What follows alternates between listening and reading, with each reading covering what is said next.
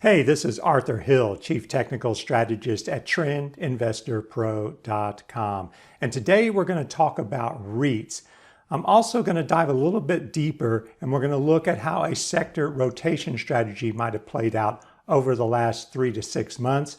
Then we'll look at the price charts for XLRE and IYR, the two big REIT ETFs. We'll look at the components and see the main drivers for these two ETFs. And finally, we'll show you that, you get a sector and you think you're getting diversification throughout that sector, but really these sector SPDRs are concentrated and the largest stocks in those sectors typically make up the most weighting. So you're not getting a lot of diversification, and we'll look at that as well. So here is a perf chart. It's got the 11 sector SPDRs as well as SPY, and this is basically showing total return for these 11 sectors and SPY. And I've shifted the slider here over to the left. 128 days, that's around 6 months.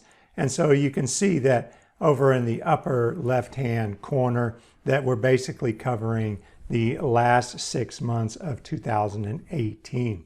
So as of January 2019, 1 year ago, REITs were lagging. Now they were lagging healthcare, they were lagging staples, and they were lagging utilities. They were outperforming these other sectors because they were down less.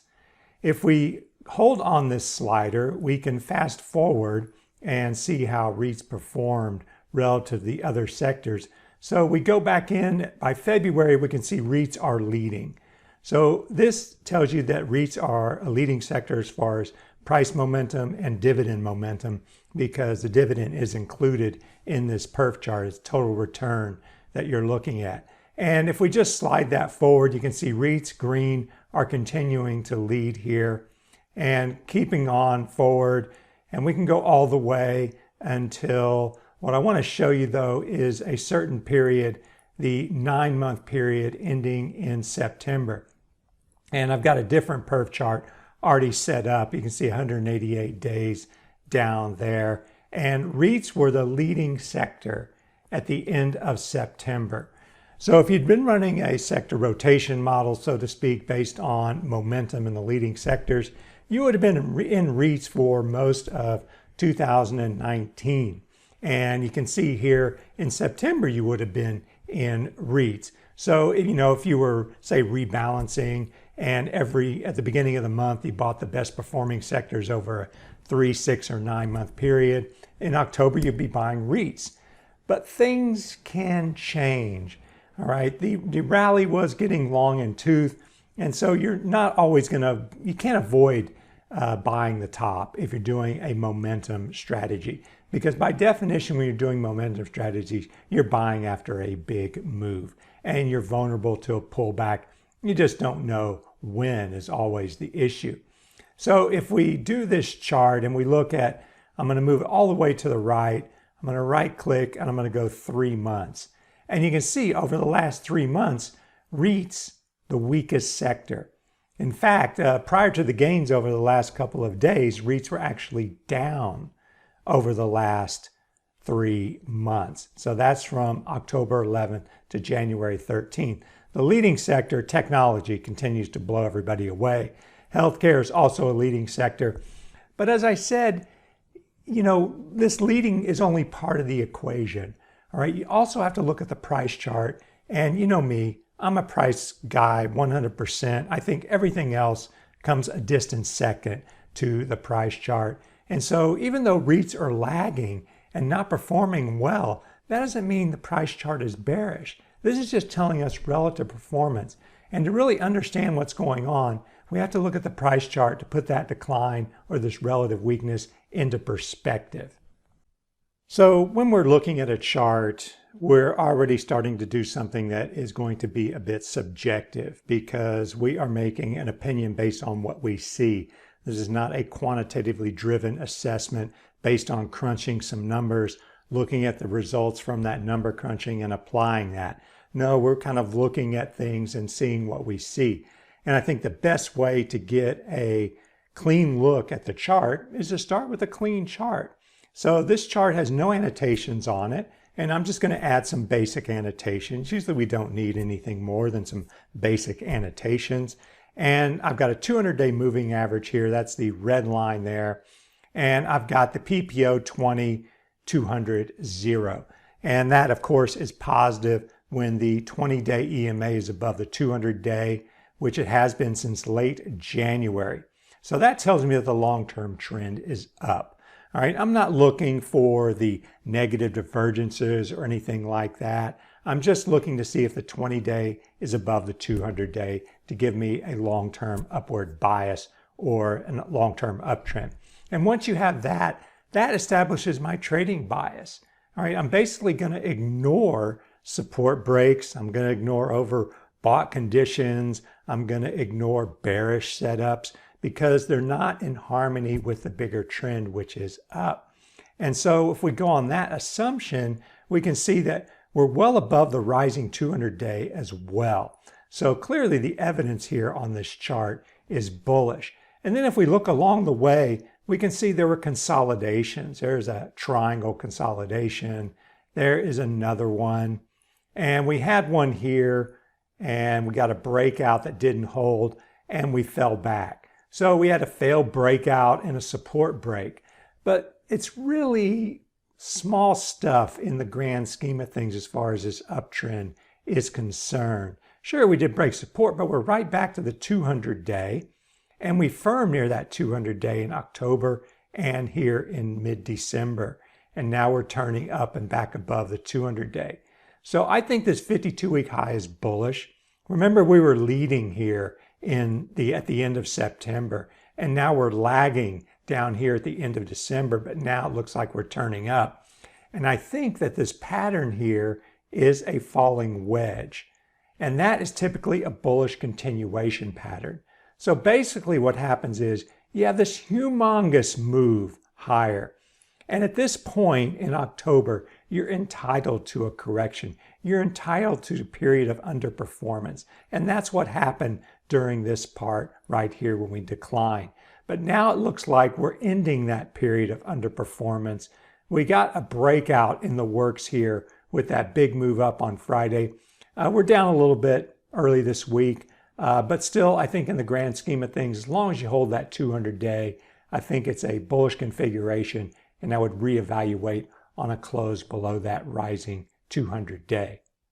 So the other REIT ETF would be the iShares Real Estate ETF, and the symbol there is IYR, and it has a similar profile in that you have this humongous advance, and then we have a decline, and this decline looks more like a falling channel. You know, falling channel, falling wedge, it really doesn't matter. Both patterns are typical for correction. So, you know, you're overextended, you need to digest the gains and rest, and that's what this does. And it looks like we're breaking out to continue higher for IYR. So what's the biggest difference between XLRE and IYR? Well, there's not too big of a difference, but one difference is the top two stocks account for more in XLRE than they do in IYR. Here we can see the top 10 components for the real estate iShares. I went to the SPDR website to find these. You can just Google XLRE and holdings to find those links here. And there we can see the top 10 stocks. And we have American Tower at 13% and Crown Castle at 7.5%. So these two account for over 20% of the ETFs.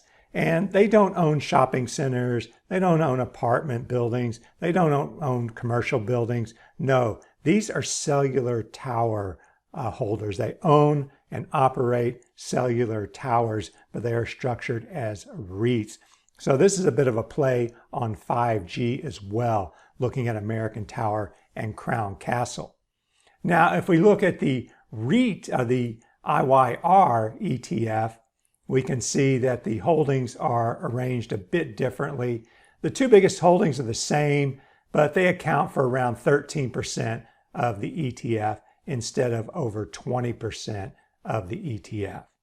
So let's take a look at these two charts, American Tower and CCI. And I should note that I just updated these, And last week I was looking at the holdings and AMT was 12.94%, but this week it has risen as a percentage of XLRE to 13.19%. And the reason is because the price went up. And these sector SPDRs are kind of like momentum SPDRs in that as stocks go up within these sectors, their weighting increases. And so you're rewarded when your price goes up as far as these sector SPDRs are concerned. But as you can see, there's not that much diversification because 20% of this sector SPDR is tied up in 2 stocks.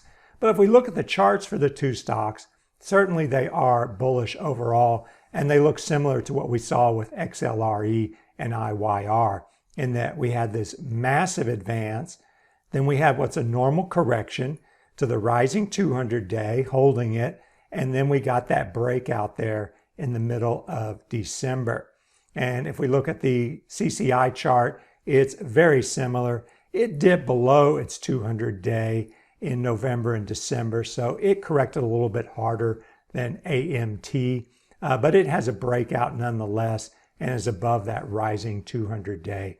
So the 2 biggest components in XLRE are performing well too. So when it comes to these sector SPDRs, you may not be getting as much diversification as you might think. For instance, you want to buy the technology sector because you want broad exposure to the technology sector. But if you look at the holdings, you can see you're getting a lot of exposure to 2 stocks, Apple and Microsoft. These 2 stocks account for 40% of the ETF. Apple 20.44%, Microsoft 19.23%. The next biggest holding is down at 5%, Visa, and then MasterCard.